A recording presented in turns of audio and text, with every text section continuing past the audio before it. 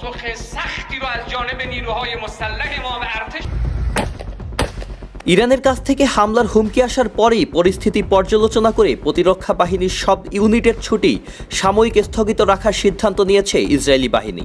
ইসরায়েলের ভূখণ্ডে সরাসরি হামলার জন্য তৈরি হচ্ছে ইরান। এরই মধ্যে দেশটির সামরিক বাহিনীর সদস্যদের সর্বোচ্চ প্রস্তুতি নেয়ার নির্দেশ দেওয়া হয়েছে। একদিকে ইরানের পক্ষ থেকে যে কোনো সময় হামলার আশঙ্কা, অন্যদিকে হামাসের হামলায় ফিলিস্তিন থেকে লেজ গুটিয়ে পালাচ্ছে ইসরায়েলের হানাদাররা। এদিকে ইরানের সমর্থনপুষ্ট গোষ্ঠী হিজবুল্লাহর প্রধান হাসান নাসরুল্লাহ বলেছেন, যে কোনো মুহূর্তে সিরিয়ায় ইরানি দূতাবাসে ইসরায়েলি হামলার পাল্টা জবাব পাবে তেল আবিব।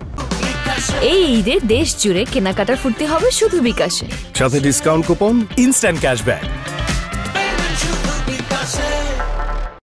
গত সোমবার সিরিয়ার দামেস্কে ইরানি দূতাবাসে বিমান হামলা চালায় ইসরায়েল। ওই ঘটনায় ইসলামী বিপ্লবের শীর্ষ কমান্ডার সহ বেশ কয়েকজন হতাহত হন।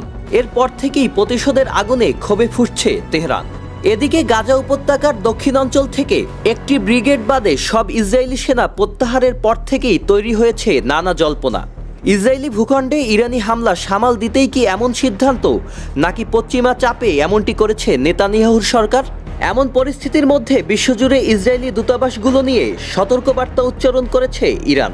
ইরানের সংবাদ মাধ্যমগুলোতে বলা হয়েছে, ইসরায়েলে আঘাত করতে সক্ষম ইরানে এমন 9টি ক্ষেপণাস্ত্র ব্যবস্থা রয়েছে। এমনকি প্রস্তুত রাখা হয়েছে বেশ কয়েক হাজার মিসাইল। তবে কোন কায়দায় ইসরায়েলের উপর প্রতিশোধ নেবে ইরান, তাই এখন দেখার বিষয়। Sajid Abdullah, channel I.